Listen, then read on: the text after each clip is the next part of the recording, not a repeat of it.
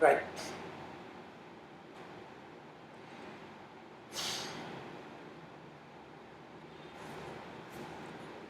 A space where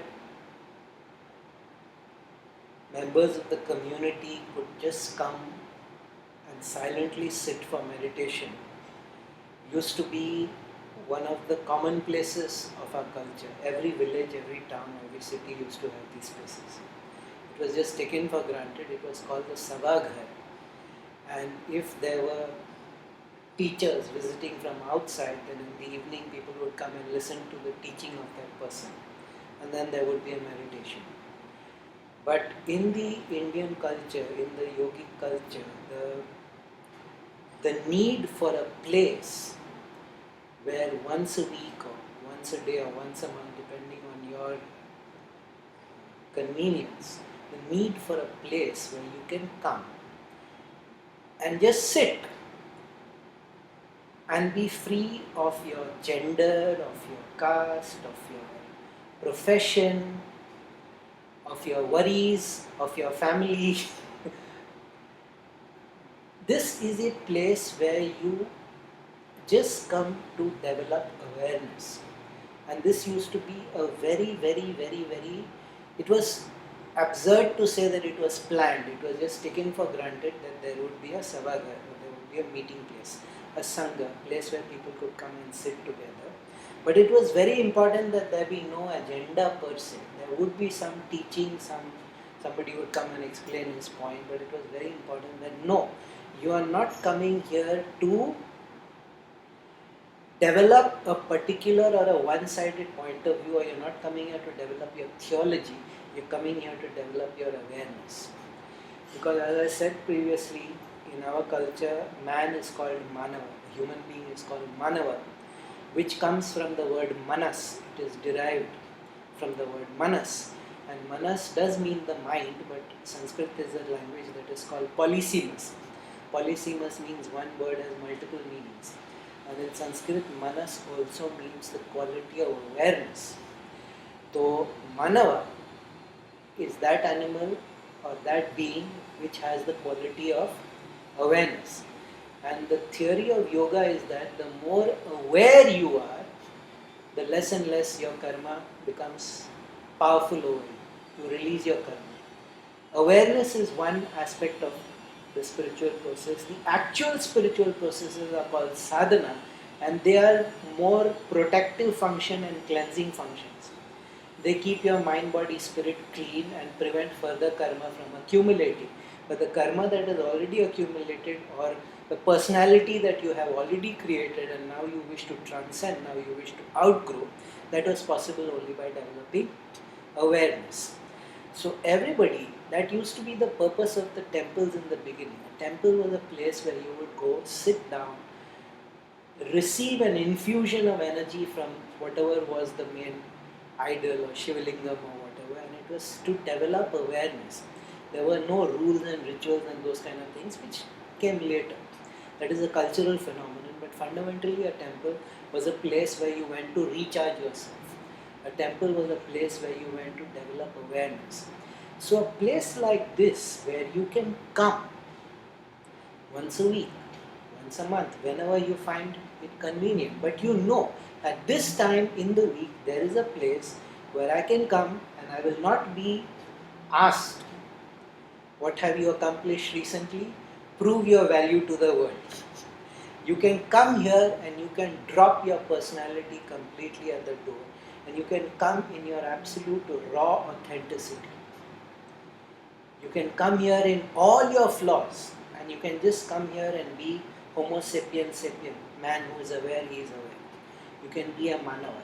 You can just come here and develop that quality. Sadhana is different. Sadhana requires training, sadhana requires a system, sadhana requires practice.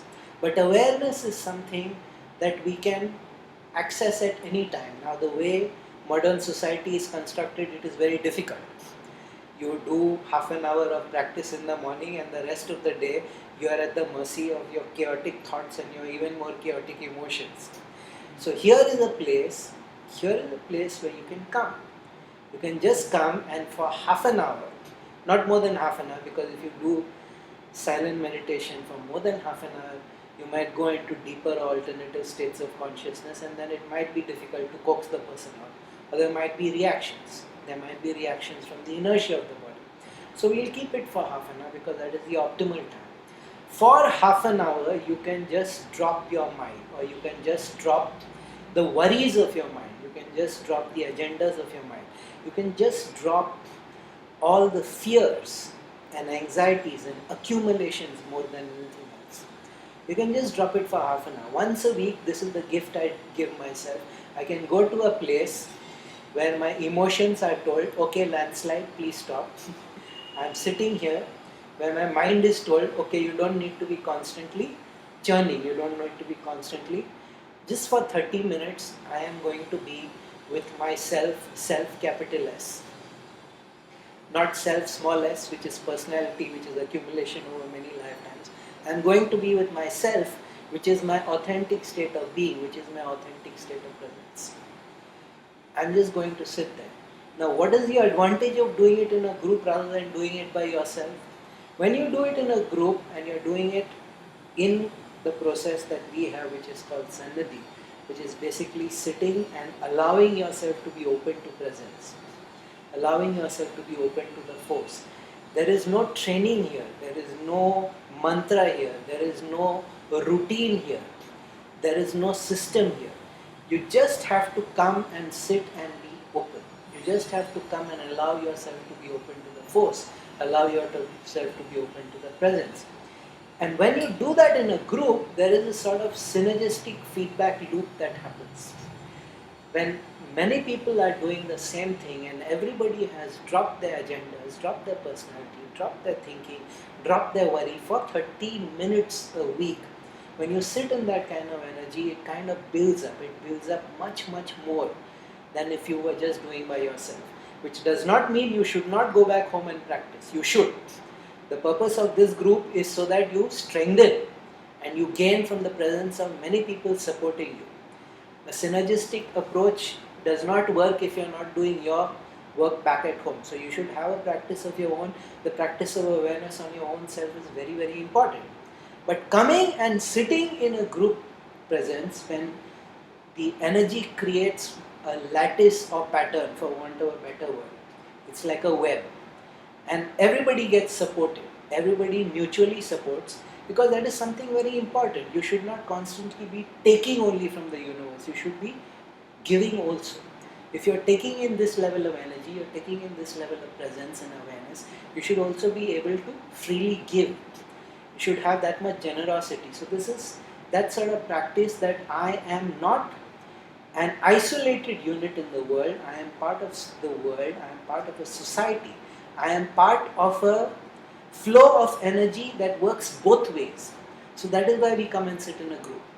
Otherwise, if you sit by yourself, the chances of developing fantasies and developing bizarre self-beliefs are very, very much so. But if you sit in a group and you share what happens, then you begin to see, okay, that might have never occurred to me, but you begin to see multiple perspectives.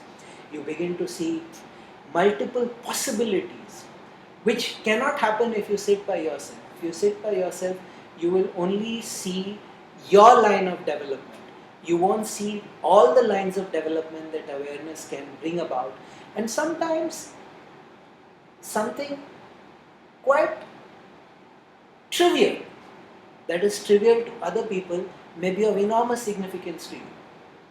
Which is why after a process like this, the process of sharing is very important. Everybody briefly describes what they have experienced during the meditation, because sometimes it is of deep importance to somebody else in the group, not even to the person who has experienced it. Now with some deep experience in these matters, with many years of yoga, you will begin to understand these things. But at a very fundamental level, what we are trying to do is achieve alignment. In a very, very core and factual sense, the only experience that we have is ourselves. Everything else is reported to us. We are making assumptions about it. We are making deductions about it. But the only factual experience, or the only true experience we have, is ourselves. Our body, our mind, our emotions And then there is a fourth and deeper level, which most of us never accept, that is our energy body or an energy system. These are the only four things that we can absolutely be sure of, even if we are not in control of them. Most of the time we are not in control of our body, we are certainly not in control of our emotions, and as for the mind, let us not get into that. But here is the paradox, this is the only certainty that you have. Your experience of your body is the only 100% true experience that you have. You may think that when you are intimate physically with somebody else, that is a true experience. Even then, all that you are experiencing is what you are experiencing. You have to take it on trust what the other person is telling you. So, by developing, yoga always believes in going by fact and reality. So they figure out, what does a human being actually know? A human being knows his body, a human being knows his mind, to some extent. A human being knows the emotion, and a human being can experience the movement of energy, and that is where the four yogas came from. Hatha yoga, the asanas and all that, was for the body-centric people, kinesthetic intelligence. People who function primarily from the body, Hatha yoga came for them. Jnana yoga, the yoga of intellect, came for people who function from thought. Bhakti yoga, the yoga of devotion, came for people who function primarily from emotion. And Raja yoga, which is the Kriya yoga, which is the breath and those kind of things, those came for the people who can function from that deeper level of ki or chi or prana, whatever it is you want to call it. So that is why these four kinds of yoga had to be designed, because people function predominantly from one or the other. There is no person who is only pure jnana or pure emotion. That is also a mistake. But everybody leads with something. That is what they call it. Everybody leads with one aspect of their personality, and that is the only thing you can really know. And here is the deeper paradox in yoga. They discover that a person who has a good relationship with his body, with his mind, with his emotion, with his energy, he suddenly has an exceptional relationship with everybody else. The more you understand yourself, the more you are in control of yourself, the more you become somebody very powerful and very attractive to the larger world. You are a together person. You are a person who's got it together. You are very grounded. It's very nice to be with this person. So you got to work on yourself first, and then that energy can spill over to the others. But all these sadhanas, all this work, that is not awareness. Awareness has to be developed separate from sadhana. Sadhana can protect the level of awareness. Sadhana can block negative input. Sadhana can clear, but awareness has to be developed by itself. So meditation can never be sadhana. Sadhana prepares you for any spiritual process, any asana, yoga, hatha yoga, whatever. It prepares you for the meditation. But meditation is always the goal. Always, always, always the goal. To transform a person, the person has to learn to sit still. There is even a school of yoga, it is called the posture school. Their belief is, the minute you hit the perfect posture, your body, your organism hits perfect stillness, which means nothing vibrates, nothing moves, there is no little ripples on the skin, there is no breath, everything has become still, you are enlightened. So they have taken stillness to the absolutely logical conclusion. Yeah, and they invented the famous Dhyana Mudra. Because the minute you sit like this, your body becomes still automatically. Within 3 minutes, your body automatically becomes still. So these are the kind of practical aspects of it. But all these dhyana mudras and everything were invented to increase awareness. The more awareness increases, the more transformation happens, the more transcendence happens. And then we can worry about enlightenment and all that later. Yes? First develop awareness. So that is the purpose for a space like this, and Mona is to be very deeply commended for it, for creating a place like that. Yeah? So shall we begin meditation therefore?